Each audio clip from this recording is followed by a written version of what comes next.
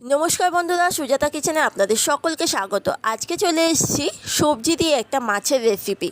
আর যে মাছটা অনেকেরই খুব প্রিয়। আর যে সবজিগুলো নিচ্ছি, এখানে চিচিঙ্গেটা নিয়েছি, শিম নিয়েছি, কুমড়ো নিয়েছি, আলু, পেঁয়াজ, কাঁচা লঙ্কা।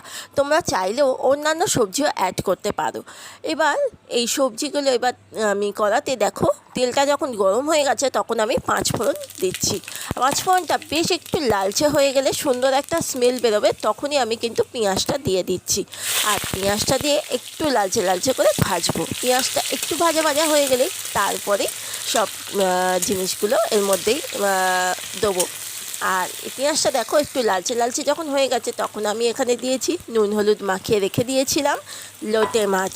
লোটে মাছ তো আমরা অনেক রকমভাবে খাই।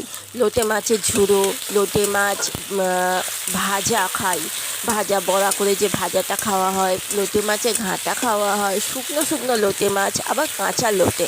আজকে যে রেসিপিটা তোমাদের দেখাচ্ছি এটা হচ্ছে চচ্চড়ি, সবজি দিয়ে চচ্চড়ি। তোমরা যে কোনো সবজি দিয়ে এইভাবে রান্না করে খাও, দেখবে তোমাদের মুখে লেগে থাকবে।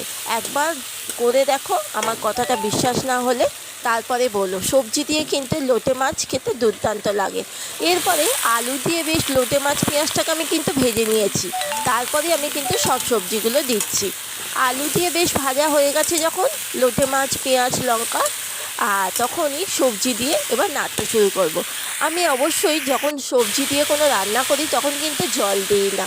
আর এর মধ্যে দিয়ে দিচ্ছি পরিমাণ মতো লবণ, আর তার সঙ্গে দিয়ে দিচ্ছি পরিমাণ মতো হলুদ।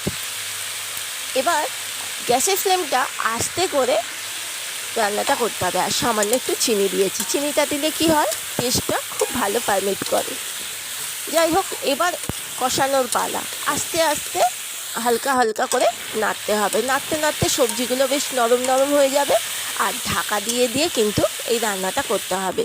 আমার কিন্তু একটু জল লাগেনি, জল না দিয়েই কিন্তু টেস্ট খুব ভালো হয়। এই যে ঢাকা দিয়ে দিলাম, আর মাঝে মাঝে কিন্তু ঢাকাটা খুলে আমি দেখেছি যাতে কড়ার নিচে লেগে না যায়। মাঝে মাঝে কিন্তু তোমরা উল্টে পাল্টে দেবে একবার করে। আমি তো এখানে ভিডিও অনেকটা হয়ে যাবে লম্বা, ওই জন্য আমি মাঝে মাঝে উল্টে পাল্টে দিয়েছি। আর দেখো শুকনো শুকনো হয়ে গেছে।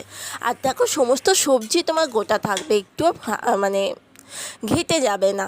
এবার আমি দেখো সার্ভিং বলে সার্ভ করে নিচ্ছি। দেখো কত সুন্দর হয়েছে। গরম ভাতের সঙ্গে একবার তোমরা বানিয়ে খেও। আর যদি ভালো লাগে আমার ইউটিউব চ্যানেলটাকে সাবস্ক্রাইব করো। আর যারা ফেসবুক থেকে দেখছো তারা অবশ্যই চ্যানেলটাকে ফলো করে দিও। আরও সুন্দর সুন্দর তোমাদের কাছে রেসিপি নিয়ে হাজির হয়ে যাব।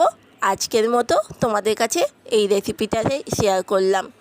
আর কেমন হলো না হলো কমেন্ট বক্সে লিখতে কিন্তু ভুলো না বন্ধুরা। কেমন লাগলো অবশ্যই জানিও। আজকের মতো আসছি, টাটা।